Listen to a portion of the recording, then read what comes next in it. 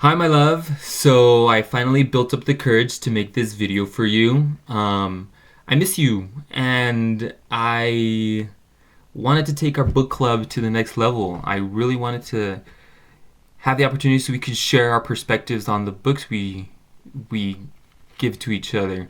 I felt in the past our reaction to the books have been sandwiched in between a telephone call where we catch up on what's going on in our lives, which, P.S., I adore. So I don't really have a structure to this, but I thought I would just walk through some of the flags I made and offer you my perspective on it. First off, I really enjoyed the book. I did. I felt a lot of what he had to say was extremely relevant to what I'm going through now and to my perspective on life. He just put it into words so eloquently, and the way he put it, the imagery he uses was entertaining. I'll call a few of those out, and I enjoyed the humor he put into it as well. One example I have here is he says, if your everyday life seems poor, blame yourself. You are not enough of a poet to call forth its riches. And I mean, that's a little brutish. I almost offensive, but I get it. And I wrote a note of, it's a form of accountability in your life. You are responsible for your own perspective and reaction. It is your failure for not having an imagination to construct your own life. And I mean, I guess that's the message he gets across throughout the book, Letters to a Young Poet, in that, everyone in their certain capacity is an artist.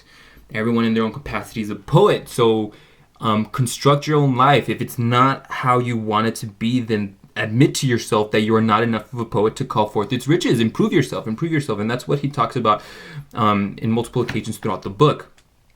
The first flag I have here is about intuition, which I felt he was talking about intuition. He says, I want to add just one more bit of advice on page 17. To keep growing silently and earnestly through your wild development, you couldn't disturb it any more violently than by looking outside and waiting for outside answers to questions that only your innermost feeling in your quietest hour can perhaps answer. I enjoyed how he describes to trust your intuition, to develop your intuition. As a young one, voyage forward. Don't let your intuition be manipulated by your surrounding. It's your responsibility to answer your own questions, to sit in silence. And he repeats it himself over and over again, to treasure your solitude, which I totally agree with. Treasure your solitude, shut out the outside world. Don't be manipulated. Trust your intuition. Build it yourself.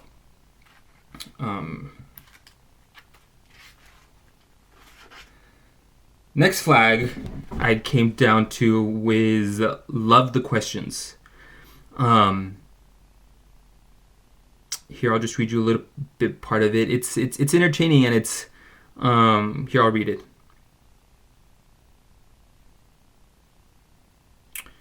And I would like to beg you, dear sir, as well as I can, to have patience with everything unresolved in your heart, and to try to love the questions themselves, as if they were locked rooms or books written in a very foreign language.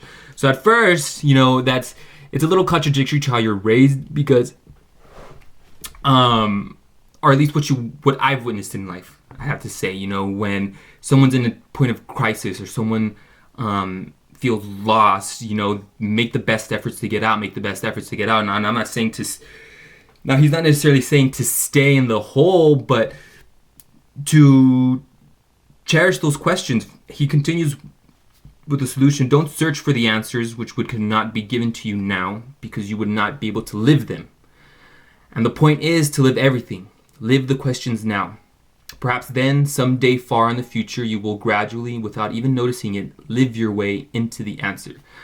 And that's part of touching on faith. I have another one on faith, which I really enjoyed. And that's part of touching on faith, where despite you wandering, being lost, be okay with it. Be okay with it. Maybe at this time your spirit doesn't have the strength or the capacity to hold the answers, but that's okay. Have faith to live the questions. Play it out. Play it out. Do your best. Perhaps then, someday far in the future, you will gradually, without even noticing it, live your way into the answer. Take whatever comes with great trust. I wrote a note, faith. So don't panic is what I understood from this. Don't panic. Be okay with conflict. Be okay with crisis. Do your best to play it out and love the questions. Love the fact that your universe has enough trust in you that you can absorb this question. You can react to this question. You can survive this question. Question I use interchangeably with crisis and with conflict. So love the questions themselves. Love the questions themselves. The answer inevitably comes. I mean, you know my life experiences. Everything ultimately always works out for me with anybody in times of conflict or crisis. So just take whatever comes with great trust. I felt that took a lot of load off in expectations, in that pursuit of happiness. It's a relief. It's a relief to just be okay. To be okay with what's going on is what I felt.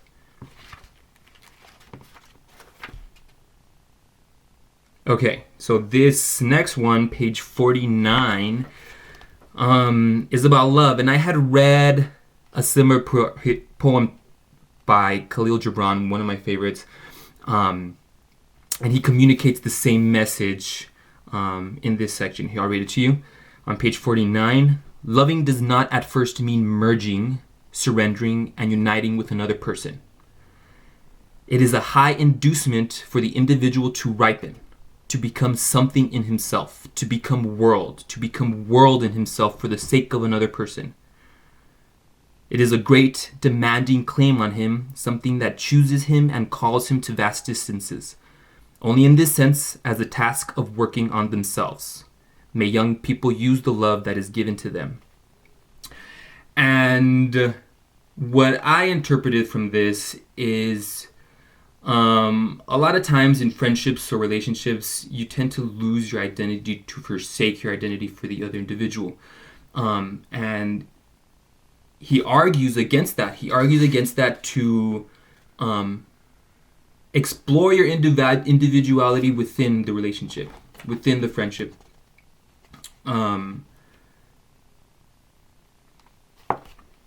Otherwise, you get lost. I made a note first, which I felt communicated this to me, is I will take care of me for you, and I ask you to take care of you for me. And that's what relationships are about. He says, a task of working on themselves. That's what it's about. It's about an individual to ripen. It's about an individual to become something in himself, to become world in himself. Not merging into amalgam, surrendering to the other person. Because you lose your identity. You lose your sense of worth. I also wrote how strong, confident, effervescent, charismatic, intelligent, loving, compassionate, patient do I have to become in order to attract and receive my divine partner? You see, and part of that is I was feeding off of his individual to ripen, to become something in himself. You know, how hard, how intensely do I have to work on myself in order to contribute that to my partner, to share that with my partner? What virtues do I have to build in myself? And then once I'm in my relationship, to hold those dear, to share them, but not to forsake them, not to surrender them.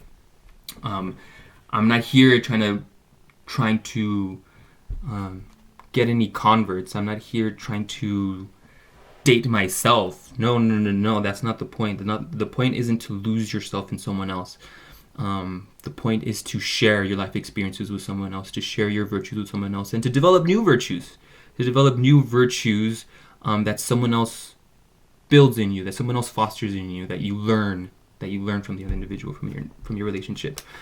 And this is part of the same chapter, and I felt this next flag is part of the same chapter, and I felt it nicely described our friendship. I know he's talking about a romantic love, but I feel it can be applied to friendships and to just a human love is how he described it. What I highlighted is love consists in this. So on page 54, love consists in this: two solitudes protect and border and greet each other. And that's what I feel we've built our friendship on. Two solitudes. Backtracking, we've grown a lot without each other. We've grown in our own solitudes. However, we still find a way to carve a part of our lives for each other to keep. So despite us growing divergently, we still always find a way to work and to meet, so that we can greet our solitudes. I mean, this book club being one, trying to preserve our friendship. And he describes this as a human love. He describes this as this advance will transform the love experience, which is now filled with error.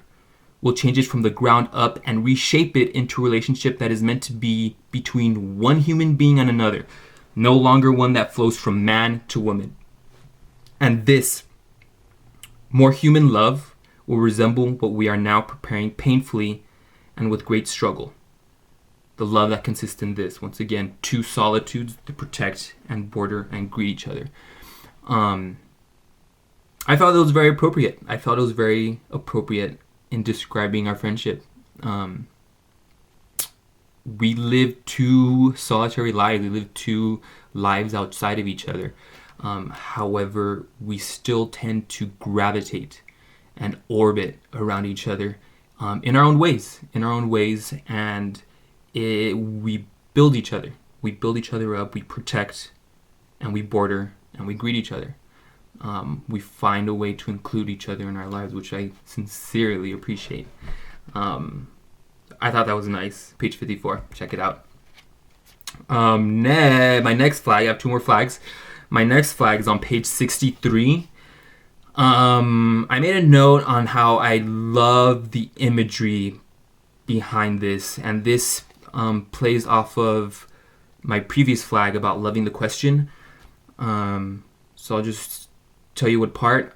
Page 63. Perhaps all the dragons in our lives are princesses who are only waiting to see us act just once, with beauty and courage. Perhaps everything that frightens us is, in its deepest essence, something helpless that wants our love. And we've talked about this before. This is somewhat of a Jungian philosophy, in that, the dragons in our lives, the demons in our lives, aren't necessarily antagonists in our life story. Rather, they are just parts of our life screaming out, chained up, asking, this part of your life is missing love. Show me love. This part of my life is failing you right now. Give me attention. Give me attention. Give me attention. Give me love. And I think that's, he said this whole, perhaps all the dragons, our demons in our lives, are princesses who are only waiting to see us act just once with beauty and courage. Perhaps everything that frightens us is something helpless that wants our love. I thought that was wonderful. Wonderfully, the imagery really puts it into perspective. Our dragons, our demons aren't dragons or demons. They're princesses. They're vaults of treasure, and that's the archetypal mythology behind dragons. They guard these vaults of treasure. The vaults and treasures in our lives would be our virtues, our beauty, our courage, and the big part of it is loving them, being okay with them.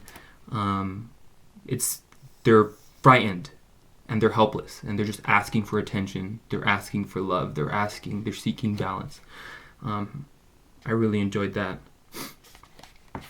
my last flag.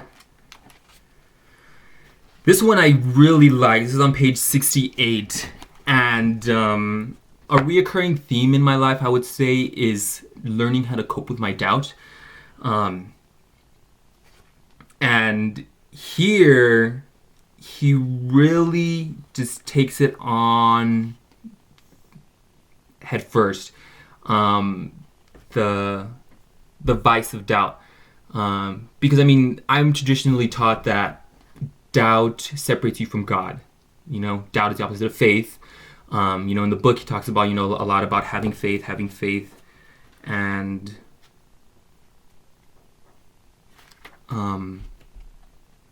you know, doubt is the opposite of that. So doubt, you know, is a demon. Doubt shouldn't be entertained. You know, smite it out with faith. If you experience doubt, don't take it. And here he offers a refreshing perspective. Not necessarily to chastise doubt, but to accept doubt. I'll read it to you on page 68. And your doubt can become a good quality if you train it. It must become knowing. It must become criticism. Ask doubt whenever it wants to spoil something for you, why something is ugly. Demand proofs from it. Test it, and you will find it perhaps bewildered and embarrassed, perhaps also protesting. But don't give in. Insists on arguments and act in this way. Attentive and persistent every single time, and the day will come when, instead of being a destroyer, doubt will become one of your best workers, perhaps the most intelligent. You know, using doubt as a tool of criticism. Criticism not in, you know, bashing other people. Criticism in being critical about your environment, about being critical about your perspective, about your life philosophies. You know, when it's about to spoil something, you know, demand proofs.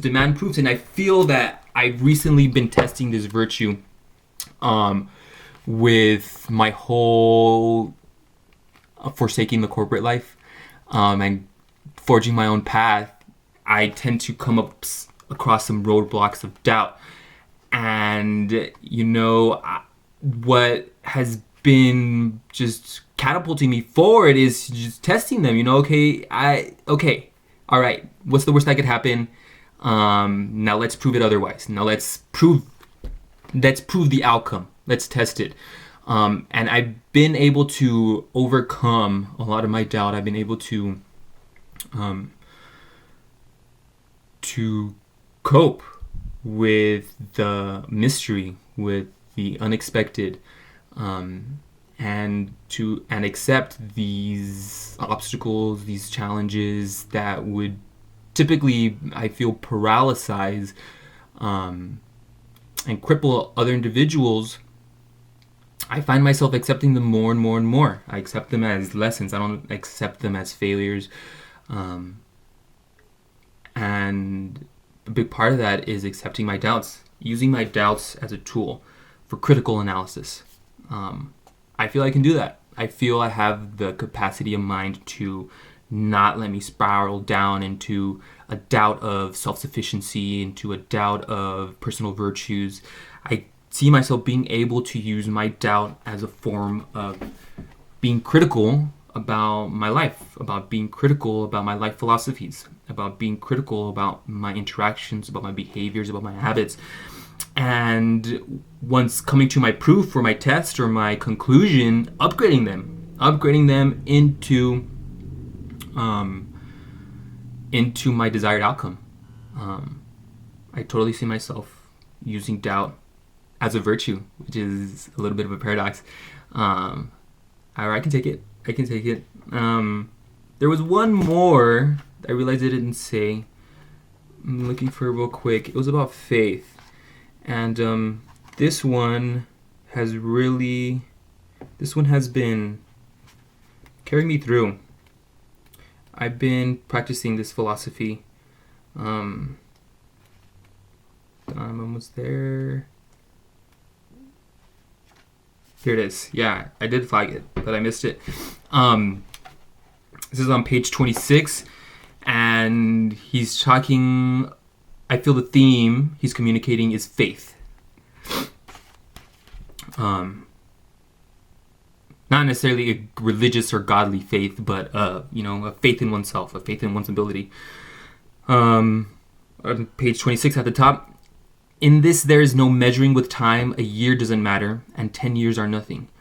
Being an artist means not numbering and counting, but ripening like a tree, which doesn't force its sap and stands confidently in the storms of spring, not afraid that afterwards summer may not come.